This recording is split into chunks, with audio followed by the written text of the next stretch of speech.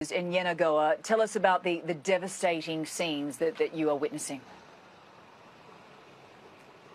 It's almost unspeakable, Anna, when you think the fact that 33 out of Nigeria's 36 states have seen flooding this year. It's the worst in a decade. And this is where I'm standing in the capital of Bayelsa State in southern Nigeria. This is one of the main streets in this capital of the state, and this is what it looks like. And it's been like this for weeks. People are trying to make the best of it. They are angry at the government's response. They feel like the government didn't prepare adequately for the flood, even though there was a forecast. And then when the flooding hits more than 3 weeks ago, they haven't felt like they've been responded to in the proper way. So they manage. But this is the reality of the devastation. For instance, look at this here. This is a filling station that's completely submerged, will probably never be safe again to sell fuel. And you see this all across the city, all across the states, and all across much of Nigeria. So imagine wading through a major city, and this is people just trying to make sure they go by their businesses because they don't feel like the cavalry is coming. And I've been here in the past few days speaking to people all across the states and the neighboring states, and they are livid, but they have to make do.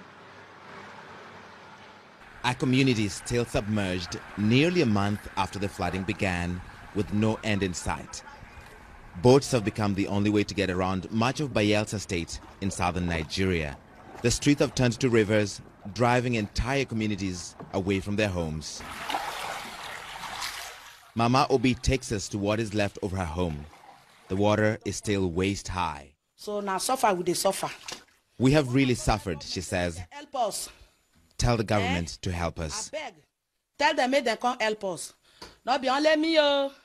People where they suffer plenty, oh. Everything you own is here under the water in this your house. Yes.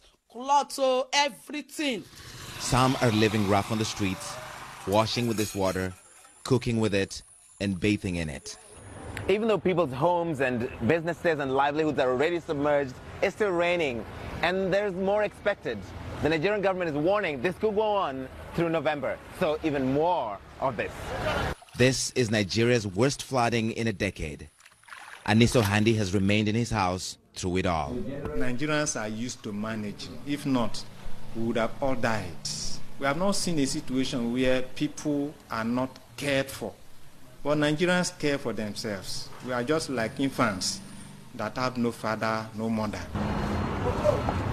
The feeling of abandonment runs deep here. Victims are disappointed with the Nigerian government's response, which hasn't declared the flood a national emergency. We're not there comfortable, and they fear for my children, make them not go sick. We're next to the local cemetery, and residents have reported seeing bodies floating here in this water. This flood has displaced not just the living, also the dead.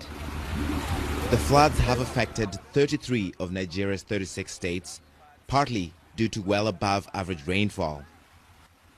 Bayelsa is among those cut off from the nation, with major highways underwater. The situation has been exacerbated by poor drainage infrastructure and an overflowing dam in neighboring Cameroon. But with a warmer climate causing more intense rainfall, authorities have also blamed it on climate change, angering some Nigerians. In this community, though, there are more short-term consequences. So you're worried about the children mostly? Yes, my children, them, no, they go school again. No way, now that thing, they pin me. It's a tough life to navigate for humans and animals alike. But life must go on.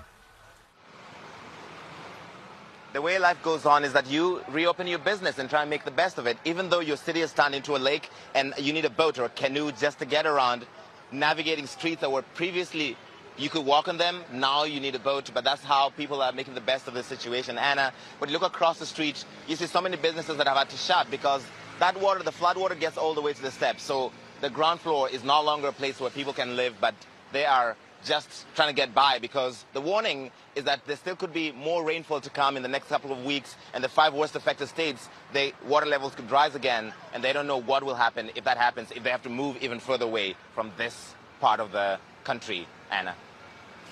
Larry, such devastating scenes that you're showing us, and hard to believe that the government has yet to name this a national emergency. That is just truly appalling. Excellent reporting, Larry. We thank you and your team for bringing us that report. Larry Madowo joining us from Yenagoa in Nigeria.